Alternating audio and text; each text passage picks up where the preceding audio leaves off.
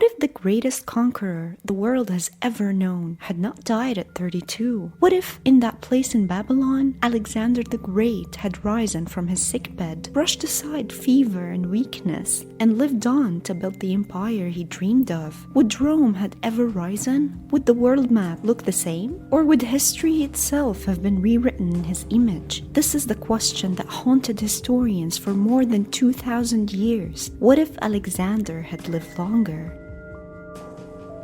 Born in 356 BCE in the city of Pella, the capital of the ancient kingdom of Macedon in northern Greece, Alexander entered the world already trembling with ambition. Olympias, his mother, whispered stories into his ear before he could walk, tales of Achilles, the immortal hero of Troy, whose blood ran through their veins. She told him he was no ordinary boy, that he was actually the son of the Greek god Zeus, and that the fates themselves had stitched him with fire and destiny. His father, Philip II, was a man of iron and calculation, a strategist who had bent Greece to his will, uniting rival city-states under Macedon's banner. At home, Alexander watched the threads of politics being pulled and twisted, learning early that power demanded cunning as much as courage.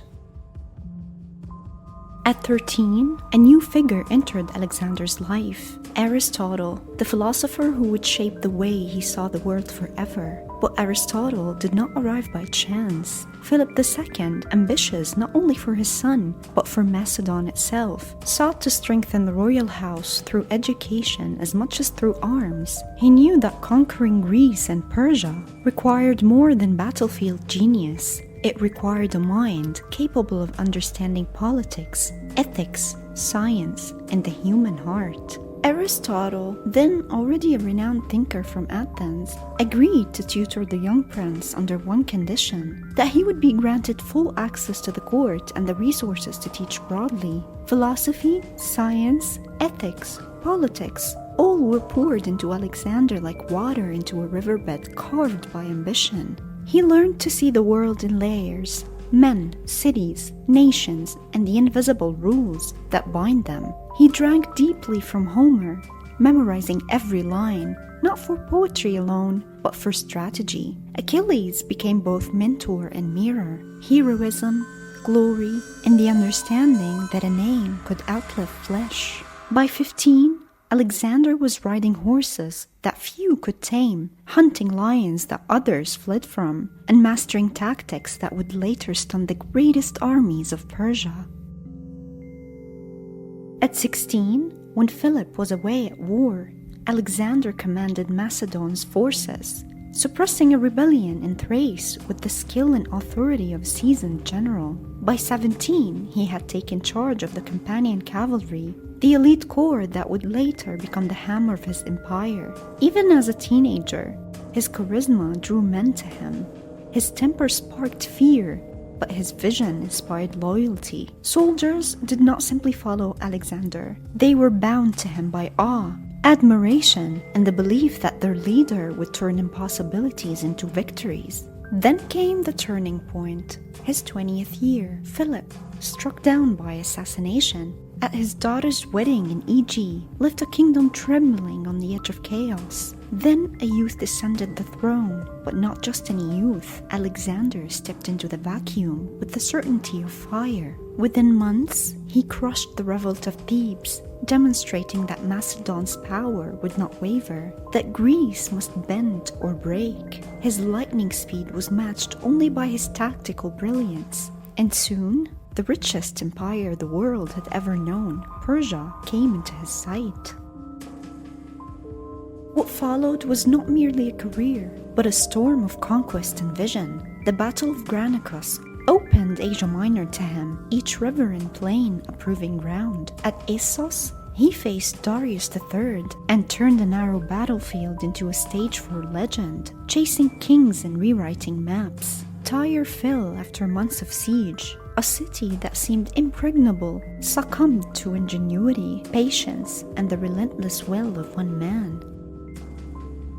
At Gaugamela, he shattered the Persian forces completely, capturing the heart of an empire in a single day. Mountains, deserts, rivers, no terrain could hold him. His armies, forged in hardship and loyalty, marched 20,000 miles from the Aegean to the Indus, carving an empire larger than any before, a place where Greek and Persian, Egyptian and Babylonian fused in culture, religion, and language. Cities were founded, ideas spread, gods shared shrines, and the world began to bend under the vision of a single mind. Yet even meteors, no matter how bright, burn fast and die quickly. Alexander's brilliance dazzled the known world, but the flame that lights the sky so fiercely cannot endure forever. Each victory, each city founded, each empire reshaped, brought him closer to the limits of flesh, fate, and history. The storm of his life would surge, but even the greatest storms must eventually meet their calm or their end.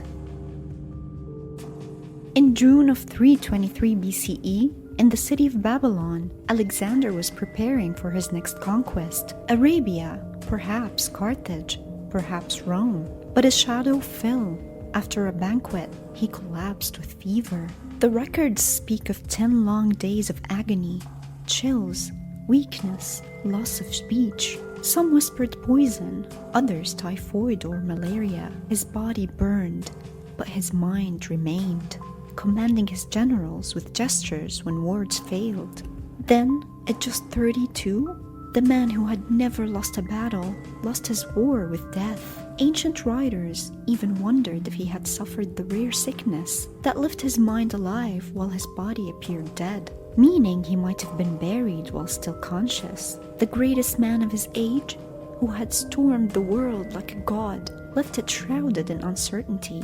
His final campaign, a mystery that has never been solved. The world trembled. An empire stretching from Greece to India had no clear heir. His wife, Roxana, was pregnant with a son. But that child would never rule. His generals, the Diadochi, seized power, carving up the empire like vultures feasting on a fallen lion. Alexander was gone, but his legend was only beginning. The years that followed were chaos. Ptolemy took Egypt, Seleucus seized Persia, Antigonus and Cassander fought over Greece and Macedon. Alexander's dream of one empire collapsed before it could take shape. Instead, the Hellenistic world rose, Greek culture woven into the fabric of Egypt, Mesopotamia and beyond. But historians still ask, what if? What if Alexander has survived Babylon? What if his fever had broken and his strength returned? What if he had lived not 32 years, but 50? Alexander did not dream small. Even as he lay in Babylon, he was planning. He intended to march into Arabia, to control the trade routes of the Red Sea, and anchor his empire in wealth that flowed from 3 continents. His gaze would inevitably fall on Carthage, on the rising city of Rome, still young and untested in his time. Had Alexander turned west, Rome's destiny might have been strangled in its cradle. The Mediterranean might have been Macedonian, not Roman. He had reached the Ephesus River, where his weary men mutinied, refusing to march farther. But Alexander never abandoned dreams. 3 reinforcements, he might have pushed further into the subcontinent, forging a bridge between Greece and India, centuries before trade would do the same. Babylon, he envisioned it as the heart of a global empire, a city where East and West would meet, where Greek and Persian bloodlines would intertwine. He married Roxana of Bactria, urged his generals to wed Persian women, and trained a new army of Persian youth alongside Macedonians. He did not dream of conquest alone. He dreamed of fusion. But could it have lasted? Alexander's empire was too vast, too diverse, too fragile. Even as he lived, rebellion simmered at every edge. His soldiers were exhausted. His generals were ambitious. Distance and culture strained unity. Perhaps Alexander's charisma could have held it together, but perhaps it would have crumbled even in his hands. Rome was waiting in the wings, a wolf growing stronger with every year. Would Alexander have crushed it, or would Rome have risen anyway, long after his empire fractured? And so the question lingers, could Alexander truly have built a lasting world empire, or was his fate sealed not by fever, but by the impossibility of his dream? Here lies the final twist. Alexander's death, tragic as it was, may have been the source of his immortality. Had he lived longer, perhaps he would have suffered defeat. Perhaps his empire would have dissolved in his lifetime. Perhaps his legend would have dimmed. But dying at his height, undefeated, unconquered, he became eternal. He was remembered not as a king who struggled to govern, but as the conqueror who reshaped the known world. His myth was sealed in youth, like Achilles before him, like heroes of epic. So we return to the question, what if Alexander had lived longer? The answer is both tempting and impossible. The world might have bowed before him, Rome might have never risen, and the map of history might look unrecognizable. Or perhaps, even in victory, his empire would have shattered, as all empires do. But in truth, Alexander's greatness lies not in what he might have done, but in what he did. In a single decade, he changed the course of civilization. He left a legacy not of borders, but of cultures, ideas, and myth. The empire that never was still echoes in the world that is. Alexander the Great died at 32, but in that death, he became timeless. Share your thoughts in the comments below, and let us know which historical figure you'd like us to unravel next.